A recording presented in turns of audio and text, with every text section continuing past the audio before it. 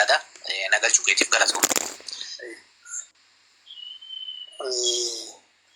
Nama suuta taa'eetiin lidatuu fa'a Abiy Jawaariin fa'a garaachi taa'ee suuta paarlaamaa irratti haa ta'u qaba malee haasawni isaa nutti ulfaateera nutti nuun galle. Doktora salaamu alaikum.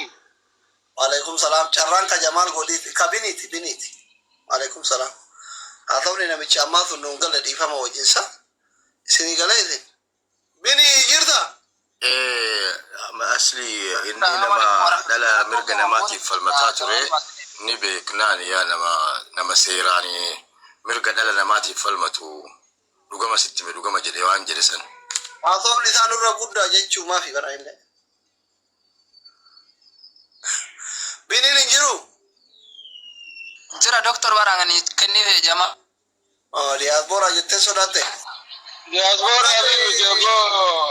قالتهم بيني قالتهم أصلي مري كان قدو كيسني في الفاتة وري دفتني يا ده كنا تنودم تنيو واحد دو سنين لين دبتة لو قال أنا كان ميدا ما جرو ومتى يجودا وان كان أك حواسات اللي دبنا أك سياسة على اللي ونكون سياسة على سياسة ومتى لوجرا حواس نكينامو دانغا هندرت ميدا ماجرا أكما نموني هدون جدان كنا اتقافة وما نجينا كنا كان كابو موتو مانا دبا تجو يام بسادر شاء الله منغستنا أكما أبليس كينا بنو بدل ريف حاسيساني وران يدبل سما ورمو جالمرون دابتيت من أرارم نجري كجلو سني warroota haajaa alaa warri waan kana dubbatan ni jiran jechuu warri waan kana keessa turan jechuu qaamni sadaffaa akkasuma yeroo lamaan iyyuu akka isaan mootummaan Itoophiyaa didee dhuma irratti illee akka ofii isaatii fashalsiise ragaan badhee jira jechuu sanirra dabree ammootiyyuu gaafa taayee danda'a gaafa Tanzaaniyaatti achitti wanni godhan san marii godhanii taayee danda'a gaafa jalqabaa wanni hidhamee saniif waan san gadi bayeetiin waraana bilisummaa Oromoo zoon taane mootummaa kenna jaldeessa kenna kanatu didee jedheetiin dubbate ifa baasee jechuu so kanaafi sometime yeroo waa dubbannu ummatuma dhumataa jiru kana haalaalu rabbii keessani jedha warroonni kaadiroonni attaa jechuu barbaadeeti maal jennaaniin haqa argaa jirra jechuu hadda daangaa Oromiyaa guutuu keessatti yookaan shanee miti yookaan faannoo miti ka jiru akkuma reef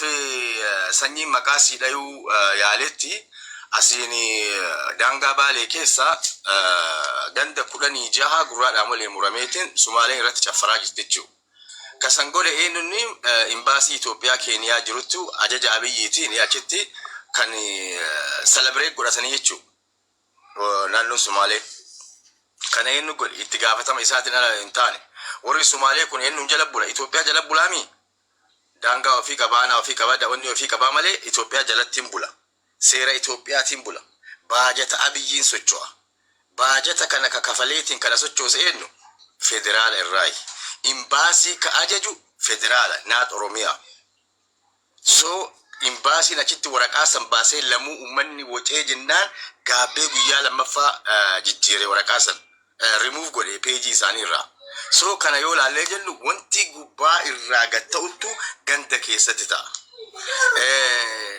naannoo hunda keessatti amma torbaanuma kana keessa Arsii Lixaatitti Arsii Nageelleetitti nama 8 ajjeefameetiin harreetti fe'amee magaalaa keessa oofan qeerroo shaneedha jedhaniitiin faannootu achi jira waraana bilisummaa Oromootu achi jira no Adire matoko akkatti ilaalee yoo dabbarte maqabashanii kanaan dukanni kanii yaabiyyatte. Thank you galatoomii asli kiyya akkasi amma yeroo waa dubbannu dhugaa bakka waraanni jiru nageenya xiqqoo sinni booraya ila dhugaa adda baasneetiin dubbanna naannoo akkanaa kan amma nageenyi waraanni hin jiru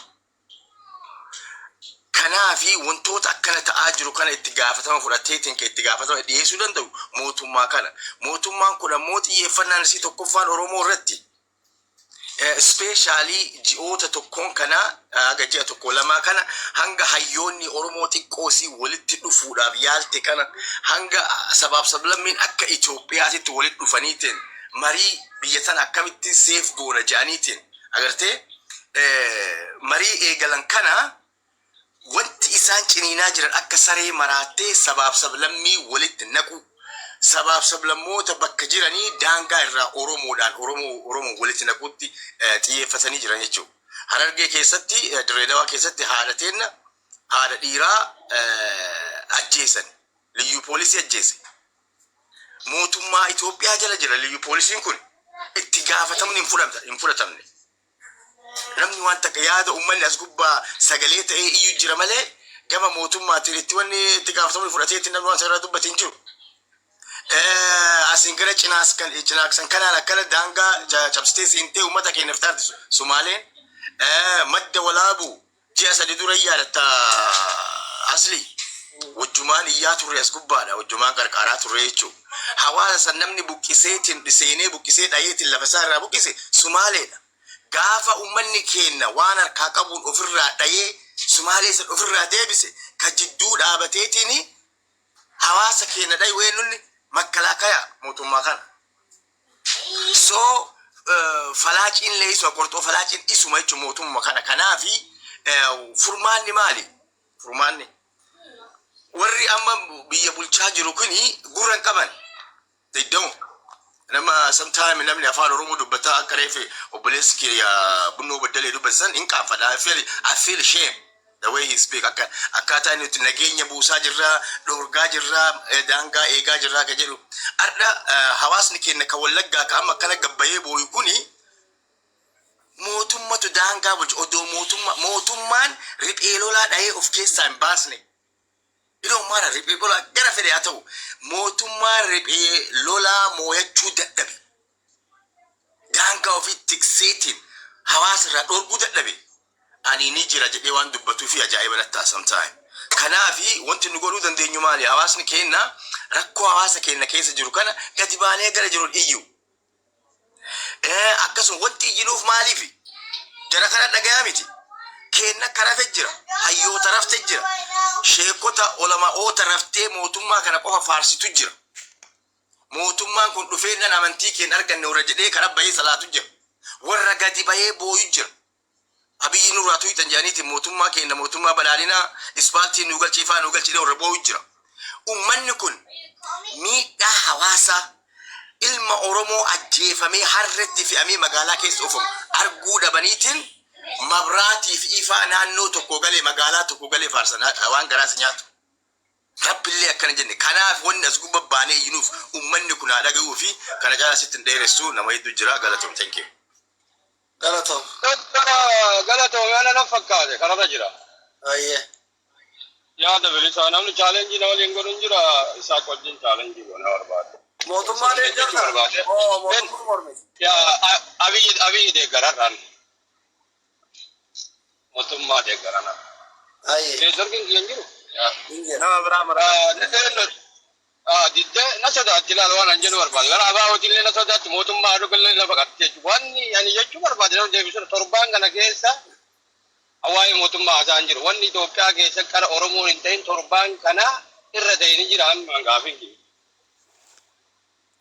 Irra caalaa jechuudha. Maal ta'e fakkeenyaaf waan duraanii caala Oromoo nama torbaan kana keessa maal miidhama? Garuu ana waan akkasitti miidhame hin jiru. Dur miidhame Oromoo waan garaa jaala amma haaraa Ashi torbaan keessa duraanii caalaa wanni miidhame tokkoffaa arsii lixaatitti nama torba bakka tokkotti ajjeesanii awwaal eegganii reeffaarratti fe'anii magaalaa keessa harkisan. amma nama waan arsii dubbatu na gargaara. Walumaa gala miidhaa uummataa haasofna bara Oromoo. Abbaan namicha kana daddabii kana afaan qabsiisi kaa.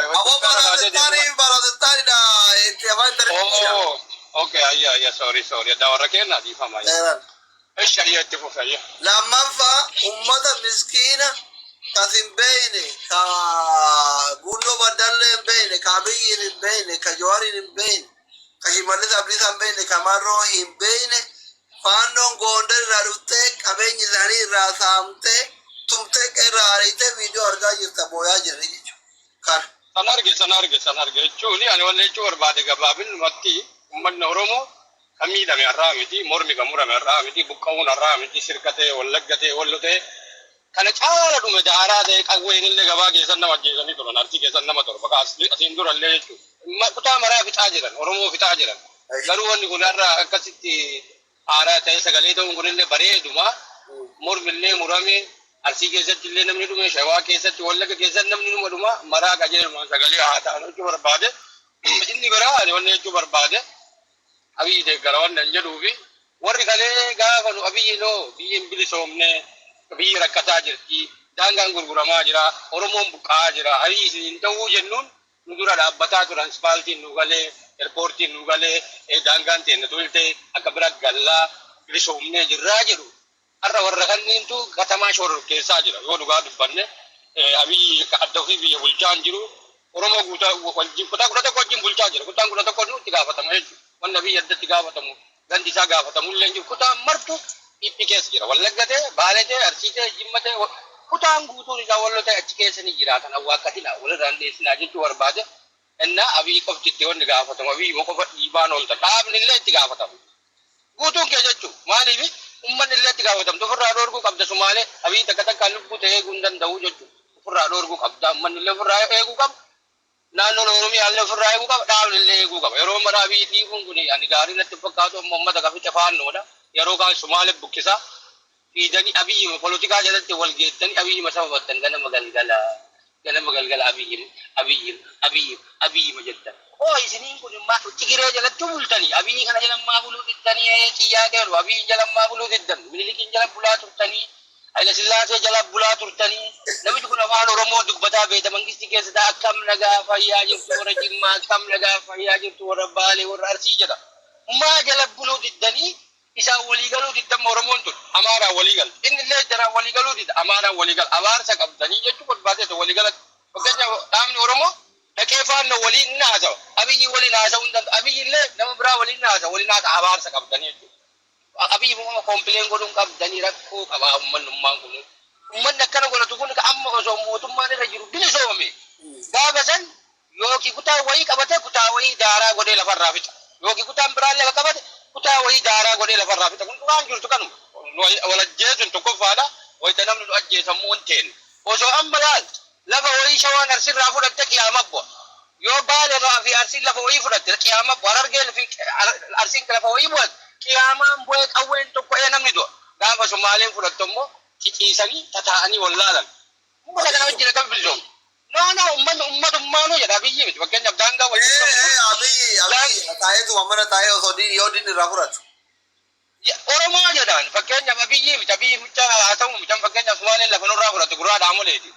Osoo lafa san yookiin Harargeen fudhatte yookiin Arsiin fudhatte yookiin Boorana fudhatte qiyaamaa kana bu'a.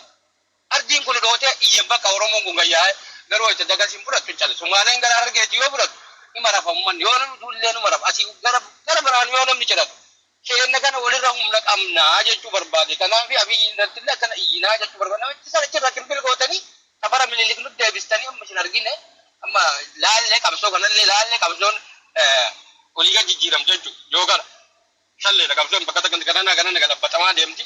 Isin agarree jirra jechuudha. Warri galee no wallahi galu ne don ana ummatumaan na arjamaleen Abiyyi deeggaroo osoo hin taane ummatumaan kun agayoo sobee kijibaa ani Itoophiyaan galu allu gamasiima maa kana kijibaa warra galee nu bilisoomne jedhee alaabaa qabatee karaa gubbaa dhaabatee abaa waliin kijibdii hattuudha warra santu gayyaa'ee qabsaa fakkeessee inni dhaabbatee si dura dhaabbatee mormu kana si jibbisiisa bakka kijibduudhaa jechuu barbaade sanuufi Fulala yeroo mara qajeela irra qabsaa'e nu galee gaafa Abiyyi qabatullee mormee turre arrallee nu mormaa jirra garuu kijiba dhiisaa yoo qabsaa barbaadan akka shannee sabattanyaan godhatin akka Tigiree sanitti qabsaa qajeela Tigireellaa ummanni qabsaa qajeele isin fakkeessita yoo barbaadan Abiyyi taatan yoo Joorii dhamu ammoo Abiyyi taatan yoo Joor bahu Abiyyi Jooriin taatan yoo ammoo xiqqoo Joorii Jaalmaroo taatan yoo Jaalmaroo isin dabbaru Jooriin taatan.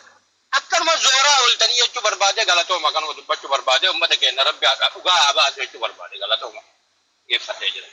gaafii yoo qabdan xiyyaa keessanii deebisa. Isaa gaafii qabda. Moo na sodaatte politika jiraan guddaadha. Galatooma.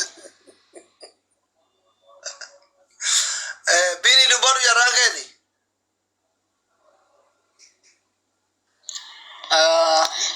Carraan kiyyanan beeka. Yaada baay'eellee waan dubbadhu qabanatti fakkaatu waan silaa dubbatamu isinillee dubbattanii uummanni martuu yoo dubbatee jira. Waan uummata keenya mootoon dubbanne jedhallee akka itti dubbatanii fi waan dubbatantu nama harkaa badanatti fakkaata. Qaamuma kamiyyuu haa ta'u gamas ta'ee gamana ta'ee gara tokko irratti hirkisuun nama rakkisa gama tokko leechuun nama rakkisa. Ammoo kan qaama kana miidhaa jiru dhugumatti maqaan fannoo jedhuu fi maqaan shanee jedhullee waan jalatti dhokataniidha malee kan uummata kana miidhu dhibbaan dhibbatti qaama mootummaati malee harka tokko yoo namni keessa qabu hin jiru. Fannoo fi shaneen jedhu qaama jalatti dhokataniidha. Bakka itti dhokataniidha malee isaan sanii miti. Sanarraa kana fakkeenyaa fi Wallaggaa mee daangarra jirte haa jennu Arsii keessa mootu fannoon dhufee gidduu kan jira gaafa jedhe gaafidha kuni uummatuma maraafuu gaafidha. Arsiin daangaa wayituun daangeffamtu waan ta'eef sanaaf fannoon guddaan uummatuma keenya ufumaa fannoo walitti taane malee fannoon badee dhufee yookaan daangarraa dhufee uummata keenya fixu tokkollee hin jiru. Inni fannoo nuti ta'eef inni fannoo walitti ta'ellee uummatuma keenya jechuudha. Numa Oromoo fannoo walitti ta'e anaan kanuma jedha wannummaan dubbatanuu nama harkaa bada yoo danda'ame yaaduma amma jiran kan dubbachuudha. Galatooma. Artistii. Bunnoo baddallee carraa dhumaatii kenna qaama mootummaati. Uummanni kun haa jaalatu haa jibbu isinitti booyaa jira. Akka hoogganaa biyya bulchuu tokkotti furmaanni waaraan uummata kanaa kennamu. In kennama yoom kennamu? Eshi asli yaa jechuun amma akkami beektaa wanti jiru hin baay'atanii yaada bilchaataa ta'e illee amma kanas hin jiru wanti dubbatamaa ture harreetti namni du'ee fe'amee inni jedhu amma miti ji'a 5 darbe keessa waan ta'edha. Isas dubbannee already wanni goonirra Somaalee keessatti immoo warri ijoolleen rukutaman ijoolleen keenya jiru kan garafamanis jiru kan akkas godhee beekatattuutti walirratti deebitaamaatiin Harargee Sumaaletti gurguratanii jedhan Baalellee Hararii gurguratanii jedhan kunoo kaabbinee guddatu jedhe reef Baalen Sumaaletti gurguratanii jedhan Wallaggaan Amaaratti haga Ambootti gurguratanii jedhan meeqatti gurgurtan kaareen takka meeqa? Sagaleen kee bade. Sagaleen kee badeera. amma nagama ila osoo danda'ame Oromoodhaaf waan nun gurgurre hin jiru lubbuu keenya jiruun gurgurra hawaasa keenyaafi Somaaleen wal qabate lafti Somaalee istirateejiidha. Hawaasni baay'ee rakkataa ture. Hawaasni daarii irra ture ba'ee asii Harargee asii Dirreedawaa dhufee maamila ta'uudhaaf yookaan immoo waajjira adda addaatti dhufee bulchiinsa sirna bulchiinsaa baay'ee rakkisaadha. Karaa amma sana fagoo deemuun jechuudha. Somaaleen immoo itti dhiyaata. Waan tokko miti baay'ee wayii jaallatanus jibbitanus karaa kamitti deemaa jirtu yoo jettanii nuti biyya ijaaraa jirra. Sirriitti biyya Oromoon abbaa biyyaa keessatti ta'e ijaaraa jirra jechuudha. Lafa sanaachi Somaaliidhaaf kennu. Wanni amma Jamaal fa'aa jedhaa turan sobaa miti sirriidha jechuudha. Wanni gurbaan hoogganaa turee fi Jamaal jedhan. Maal jedhan? Harargee Harariitti gurguranii jedhe. Jamaal immootu gurraa dhaamolee fa'aa Somaalitti gurguranii jedhe. Wallaggaan immootu Amaaratti gurguranii jedhan. Elaa ganda sadiitu sittan hima. Ganda sadiituyyuu bulchiinsa jechuudha. Amma fakkeenyaafi namni tokko ati Ambaddelleerraa yoo amma giddugaleessi keenya Finfinneedha miti. Baddelleerraa Finfinnee dhufee keessummeessamurraa Baddelleerraa mattuu dhaqee keessummeessamurraa isa kami kan natti dhiyaatu. Keessummeessamuudha malee lafti gurgurame tokkoyyuu hin jiru. Daangaan sararamu hin jiru. Ila amma sirriitti Loka akkasii dhanis taatee gaafatara. Dhaggeeffadhu maamiltummaa jechuun Somaalee keessa Oromoon jira afaan Oromootiin hojjeta barumsi afaan Oromootiin jira Somaalee keessa waajjirri afaan Oromootiin hojjetama achitti dhaqanii maamiltoomuudha hojii jira achitti akka soolvi ta'uudha bishaan kan galchu kan ibsaa galchuuf kan maal godhuuf naannoo sanarra akka ta'uudha malee sararree lafa nuyi Oromiyaa irraa murre injirus jiraachuus hin qabu. Isin lafa murina garuu gurraadha mole haajaa ofii bunaasoo giddaa waan akka madaabaraa waan mootummaarraa barbaada wal kassasu wal hidhuu minaamini kana akka Sumaalee biratti dhimma isaanii baratan gootanii Harargee Hararii jala gootanii Wallaggaan Gondar jala gootanii jechuudha.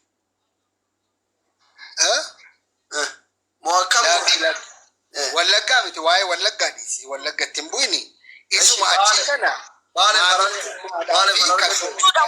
Wallaggaa dhiisee jechuun maal jechuudha? Ka Somaalee waan keessa deddeebisan adda baafanna ka Wallaggaa dhiisee Baalee fi Harargee Somaalee jala deebisanii. Inde Baalee Harargee akkamitti deebi'a maal jechuudha? Aanaa sadiitu jirti ganda sadii. Ganda sadii sun fagaatanii Harargee dhufuurra Direedawaa dhufanii giddu galeessatti maamiltoomuun baay'ee fagaata irra. Komentiin dubbisina asli an dokumentii siin ergaa yoo barbaadde dokumentii dubbisaa dhiyeessitaa fi waan hin haasa'u waan lafarra jiru gatiiti. Maamiltummaadhaaf malee lafa nu kunnee kenninu aadaa nu kunnee kenninu hin jiru. Maal hiikuu asli gaafii takka naa gaafadhu yookaan hin gaafadhu. Laanni godhadha abbaa biyya laanni godhadha. Ilaa kana tokko kan jiru. Gama biraatiin gaaffii ati kaaste tokko gaaffii baay'ee bu'uura ta'edha. I don't know digitalizationiin wal qabate waraqaa eenyummeessaa faayidaa isa jedhamu kana rakkataa jira hawaasni siistamiin hojjetaa jiru. Kun dhuguma dubbachuuf sirriidha akkati jette jechuudha.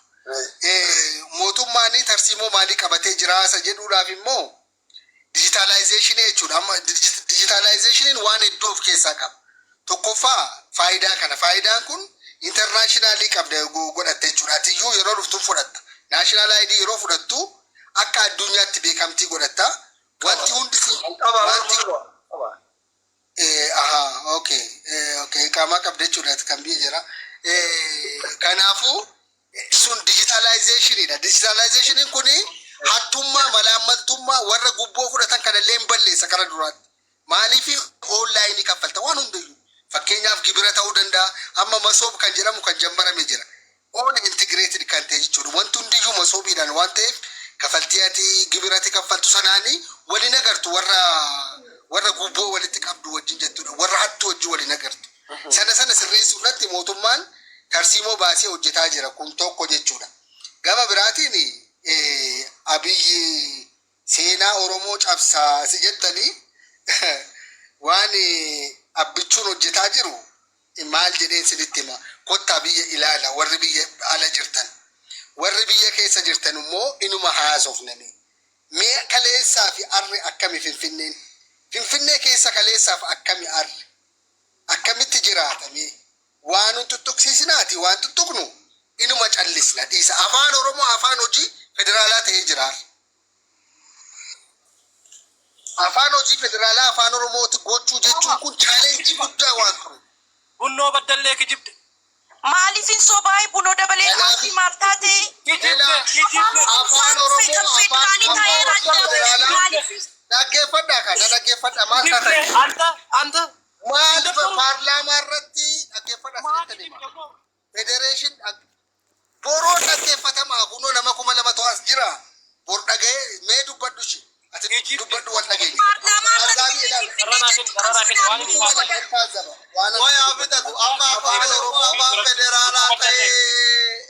Afaan Oromoo afaan hojii federaalaa ta'ee jira.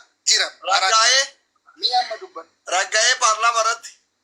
Ragga'ee paarlaamaadhaan ragga'ee gadi buusu. Insobdiin bayya. Aboona maaliin sobdi jedhaa kan maaliirra jirra. Disrespecting godhana minin boon baanaa sultaan no osoo biyya jiraatanii fi danda'a. Ragaa nuufidi bunno ragaa mee eessatti ta'e. Paarlaamaa irratti ragga'ee jira bakka. Dhibba ragga'ee jira. Gaaf kam keessaan raggaasiftanii akka uummanni nagarre dhugsitanii. Maaliif? Jirtu paarlaamaan hordofaa. Ala dhaggeeffatu ati Itiyoo Foromii dhaggeeffatta. Yoo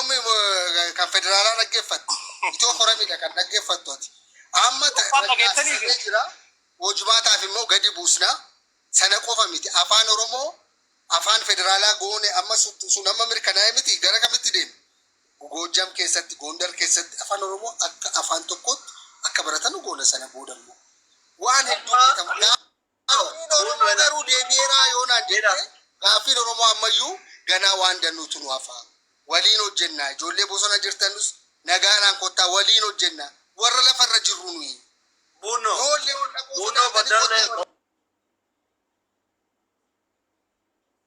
Buno amma bar ummanni waa'ee gaafii kana dagatee nagaya barbaannaa dullaa nurraa haa dhaabatu hidhaa nurraa haa dhaabatu saamichi nurraa haa dhaabatu nagaya barbaannaa jedhaa jiru. Ummanni miskiinni kuni ka Finfinnee ijaanuu argeen beeyne kun yoom nagaya argata kutaalee Oromiyaa garaagaraa keessatti qabu jiru. Kanaaf gaafii ummata. Nagaani ilaa asli waan kanallee anis siyaasa gochuun barbaadu dhugaa dubbachuu jenna. Nagaani anaanis na dhukkubsa. Dhugaa dubbachuuf taanaan an akka nama tokkotti jechuudhaan viidiyoodhaan baheen dubbadhaa na beektaa mana teeddiifaa mana daddaatti nanaasaa. Wallagga asiin karaa Amboo bahi dhaqi yoonaan jette namni nagaadha karaa amma deemaa jira konkolaataanis deemaa jira. An garuu ofii kootii nan sodaadha waan si ajaa'iba ofii kooti jechuudha. Waan hin haasa'uuf waan hin nagaa barbaaduuf ijoolleedhaa wajjin walitti bu'uu danda'a. Waan hedduu nan dubbadha laayivii irratti ofii kootii nan sodaadha. Kun immoo akka nagaan bu'uu nan barbaada. Wallaahi dhugaan si. Kanaafiyyuu nagaan eenyurraa ka'aa yoonaa jette philosophically speaking nagaan kan ka'u maatii ganda lafarraa ka'aa jechuudha. Akkamitti achi kaasna. Osoo amma hojii achi dabar yoo hojii dhiiftamu akkam taata yoo sodan. Carraa hojii. Carraa hojii osoo achi si ga'e jijjiirran osoo akkam taata.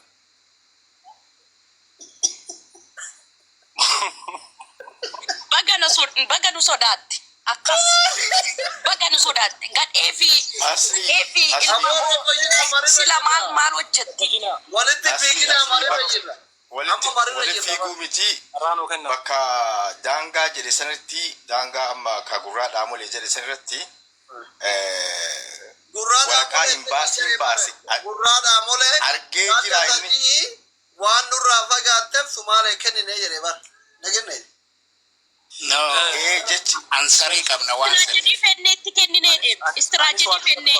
yoo chaansii nu kennitanii Dabaree dhufee amma bunnoo baddarree kan dhufan fudhattanii waachuu abaatanii bunnoon isin Carraan keessaa gitaa asli.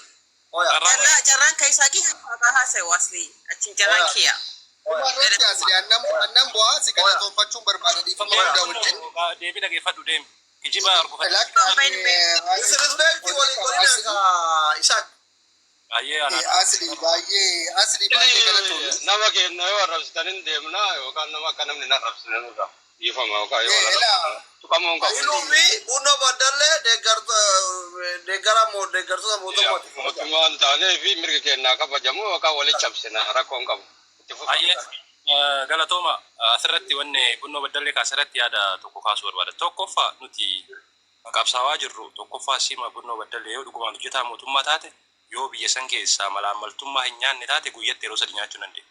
Mootummaan kun nama barate waan jibbuuf doktoroota hiyyoomsuu barsiisota hiyyoomsuu hojjetaa mootummaa hiyyoomsuu irratti waan fuulleffatuuf isa nama caalaa wanni guddaan abaaboodha maabiraa ifaa karaa irratti dhaabudha birjida ceedha. Namni garuu biyya san keessatti beelawaa jira.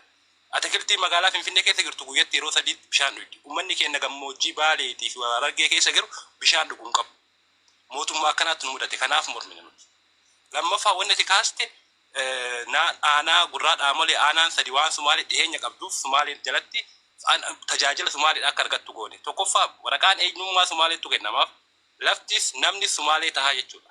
Kana jechuun isin ilmaan wayyaaneeti yoomuu waan irraa waa hin baranneef gaafa wayyaaneen magaalaa Finfinnee irraa Adaamatti isin galchitu magaalaa Finfinnee irraa Adaamatti tajaajila kennuuf isin mijaawaa waan ta'eef Amaariif Finfinnee kun waan isin rakkiteef Oromiif Adaamatti haasaa jettee gaafa isin ariitu okee jettanii girrr jettanii fiddanii Adaama galtanii. Hadda dammoo aanolee keenya fuutanii Sumaalee tajaajila achi argatan muudii akkami nuti faaraadha nuti gowwaadha abbuleessoo. Gifee hunda uummata Oromoo saba Oromoo kan akka gowwaatti isin smaart gootanii of yaaddan. Osoo hayyuu of gootan biyya maqamaqii galchitan.